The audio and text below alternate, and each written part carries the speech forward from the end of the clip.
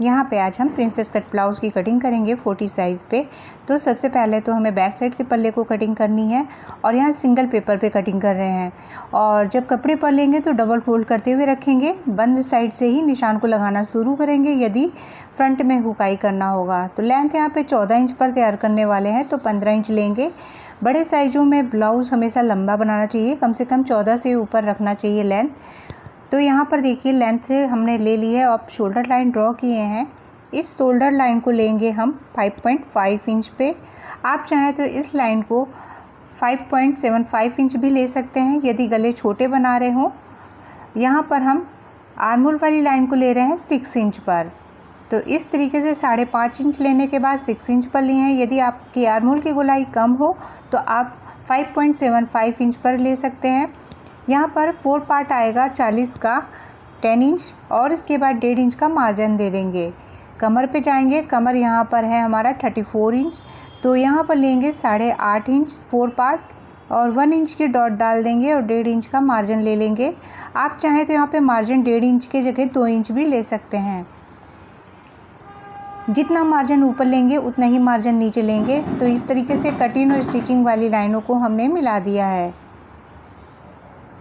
अब देखिए इंची टेप को रखेंगे सीधा और इस तरीके से फोल्ड करते हुए एक पॉइंट निकालेंगे। ये हमारा 3 इंच पे आया है फिर से नापने पर, तो इस पॉइंट को हम इस साइड भी ले लेंगे।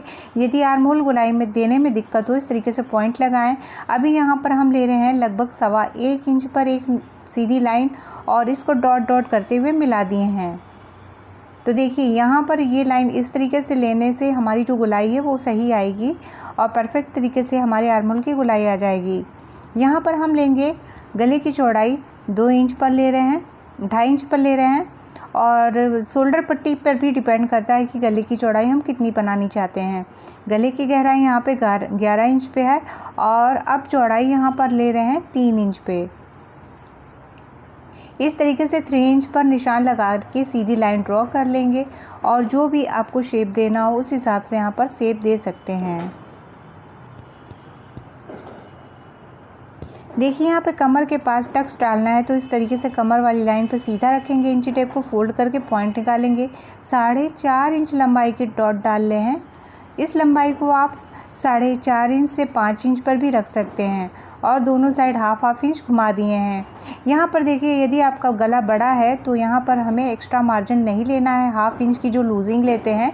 और यदि गला छोटा रहेगा तो हाफ इंच की लूजिंग लेंगे, जैसे कि 6 इंच का गला होगा और 5 इंच का गला होगा, उस हिसाब से हमें लूजिंग लेनी होती है। तो अभी देखिए आगे की ओर कंधे पर हमने लगभग 2 लाइन अंदर की ओर डाउन किया है, क्योंकि यदि शोल्डर गिरने की प्रॉब्लम हो डीप नेक में तो नहीं होगा। यहाँ पर हम कटिंग करके निकाल दे रहे हैं। अभी यहाँ पर गले की भी कटिंग यहाँ पर कर देंगे।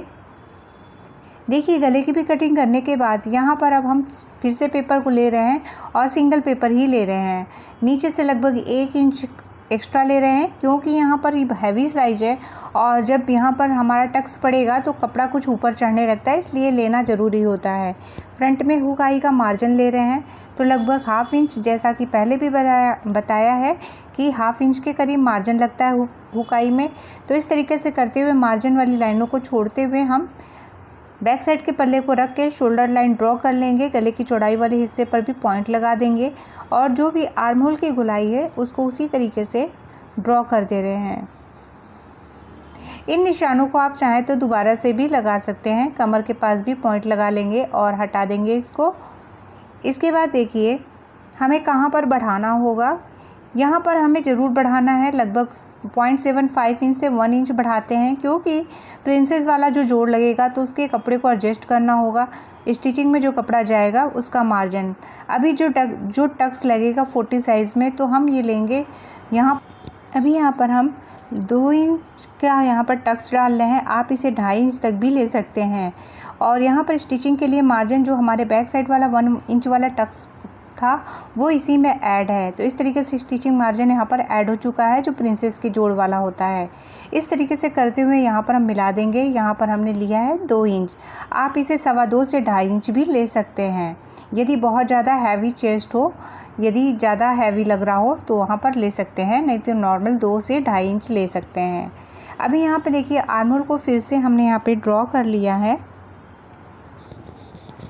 आर्म होल के यहाँ पर ड्रॉ करा है, नीचे से भी लाइन को सीधी खींच ली है और यहाँ से हाफ इंच की एक लाइन लिए हैं और इसी को कर्व दे रहे हैं। इतना यहाँ पे कर्व देके कपड़े को हमें कट करना होगा ज़रूर, क्योंकि यहाँ पर यदि नहीं करते हैं तो यहाँ पर कपड़ा जो होता है वो जमा होता है। जो हमारी गले की चौड़ाई है उसके बाद अब हम ले लेंगे फ्रंट की गहराई। तो हमने 6.5 इंच पर गहराई रखा है और नीचे से इसको आप जितना चौड़ा बनाना चाहें तो नीचे से हम कुछ चौड़ा रखेंगे तो 2.75 इंच से लेकर 3 इंच से भी रख सकते हैं। और कुछ हमने यहाँ पर इसका ये शेप दिया है गले का। गले का शेप देने के बाद अभी हम देखेंगे टक्स पॉइंट। तो यहाँ पर हमारा टक्स पॉइंट जो है वो है 10.75 इंच। इसमें हमें शोल्डर वाला स्टिचिंग का मार्जिन भी ऐड करके हम ले लेंगे 11.25 इंच पर। तो ये टक्स पॉइंट हैवी साइज़ों में नीचे चला। अभी देखिए यहाँ पर हम लेंगे इस तरीके से दूरी यहाँ पर हम ले रहे हैं 3.75 इंच पर। ये होता है चेस्ट का 10वें हिस्से के हिसाब से लिया जाता है। तो यहाँ पर हमें स्टिचिंग का मार्जिन ऐड करते हुए हम यहाँ पर इसको 4.25 इंच तक ले सकते हैं। तो इस साइज में आप 4.25 इंच दूरी पर ये प्रिंसेस वाला बना रहे हो तो ले लेंगे तो परफेक्ट आएगा। नीचे से जो हमारा 4.25 इंच दूरी पे गया है उससे माइनस करते हुए हाफ इंच हम एक लाइन तिरछी खींच लिए हैं। अब देखिए यहाँ पर हाफ इंच दूरी पर जो हम दिखा रहे थे चकोर बॉक्स से, इस तरीके से हमें तिरछी लाइन उस पॉइंट तक ड्रॉ कर लेनी है जिस तरीके से हमने रखा है स्केल को, बस उसी तरीके से। तो ये लाइनें हमने यहाँ पर ये ड्रॉ कर ली है और इसका कर्व हम इस तरीके से दे रहे हैं। तो अभी देखिए ये लाइन यहाँ पर कुछ इस तरीके से दिख रहा है। अभी जो हमने यहाँ पर जो मार्जिन लिया था ना टक्स के लिए, वही मार्जिन हम उठा के यहाँ पर रख देंगे। तो ये मार्जिन हमारा 2 इंच से 2.25 इंच तक रख सकते हैं। तो हमने यहाँ पर निशान लगा लिया है और यहाँ पर से हम 2.5 इंच सीधे ऊपर की ओर जाएंगे। तो ये 2.5 इंच ऊपर इसलिए जाएंगे ताकि हमारा जो शेप है कप साइज़ इसका इसी तरीके से निकलेगा प्रिंसेस का। तो हल्का सा एस का शेप देते हुए इसको इस तरीके से घुमा देंगे और ये प्रिंसेस वाला शेप का निशान लगा देंगे। अभी देखिए यहाँ पर लगभग 0.25 इंच हम यहाँ से कपड़े को कट करके हटाएंगे इस तरीके से वी शेप में। और इतना ही निकालना होता है, थोड़ा सा हंस निकाल देने से यहाँ पर एक भी रिंकल नहीं पड़ेगा और आराम से कपड़ा बराबर से चिपका हुआ आएगा बॉडी पे। अभी यहाँ से लगभग हाफ इंच ऊपर की ओर एक निशान लगा रहे हैं, क्योंकि जब ये लाइनों को जब स्टिच करेंगे ना तो ये बढ़ के आएगा, क्योंकि इसमें कर्व है ज़्यादा इस वजह से।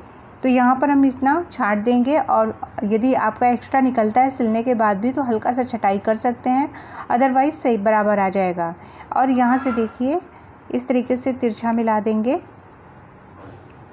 आप ये तिरछी लाइन मिलाना चाहे तो मिला सकते हैं और नहीं तो इसको ऐसे ही रहने देंगे। यहाँ से हम कटिंग कर रहे हैं तो गले के शेप की कटिंग हमने पहले करी है और यहाँ से शोल्डर लाइन की भी कटिंग कर देंगे, साइड पार्ट से भी कटिंग करेंगे। अब देखिए यहाँ से फ्रंट वाले आर्म होल की गुलाई की हमें कटिंग करनी है। तो हमने यहाँ पे कटिंग कर दी है और इसके बाद प्रिंसेस का जो शेप है इसकी कटिंग कर रहे हैं। तो देखिए कुछ इस तरीके से कट किए हैं। देखिए यहाँ पर हमने अब इसकी टक्स की भी यहाँ पर कटिंग कर लेनी है।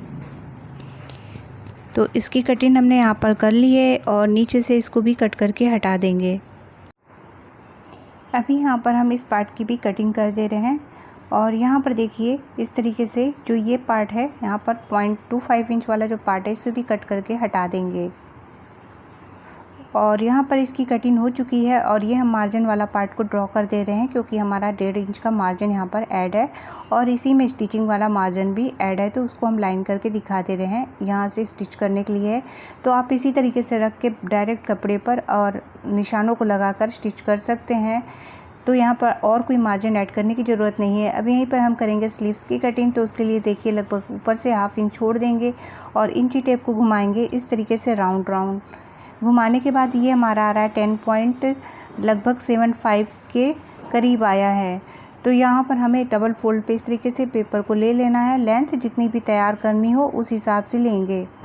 तो यहाँ पर एक स्लीव्स तैयार करने में इतना लग रहा है, डबल स्लीव्स के तैयार करनी होगी तो इसका डबल कपड़ा लगेगा। तो अभी यहाँ पर 10 इंच पर स्लीव्स तैयार करनी है तो हम 11 इंच पर एक लाइन लगा लेंगे। तो इस तरीके से सीधी लाइन को खींचते हुए यहाँ से चौड़ाई ले रहे हैं 10.75 इंच जो आया था उसमें से 0.75 इंच माइनस करेंगे और ये करना ज़रूरी है, इससे हमारी स्लीव्स की जो चौड़ाई है वो निकल के आ जाएगी।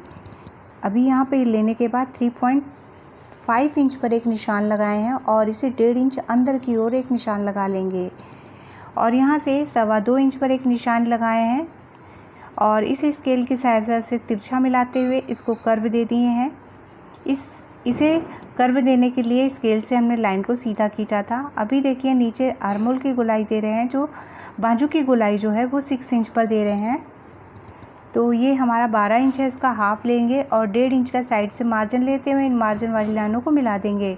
यहाँ से 0.25 इंच हल्का सा कर्व दे दिए हैं और देखिए सीधी लाइन को हमने कर्व में चेंज कर दिया।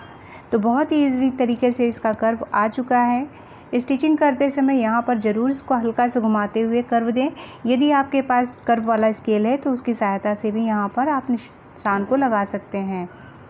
और यहाँ पर देखिए फ्रंट वाले पार्ट की पहले हमें कर्व की कटिंग करनी है, अब ओपन करेंगे और अंदर वाले की कटिंग करेंगे। तो इस तरीके से कर्व देना ज़रूरी होता है और इस कर्व को नहीं देने से यहाँ पर कपड़े में काफ़ी ज़्यादा झोल आएगा, इस वजह से। और यहाँ पे यदि वीडियो पसंद आया होगा तो प्लीज़ इसे लाइक ज़रूर करिएगा। यहाँ पर हम स्लीव्स को मिलाकर दिखा रहे हैं। देखिए शोल्डर पे 1/2 इंच छोड़ते हुए मिलाएंगे और ये देखिए एकदम मिल जाएगा, हमारा बराबर से स्लीव्स जाएगा। Thank you for watching.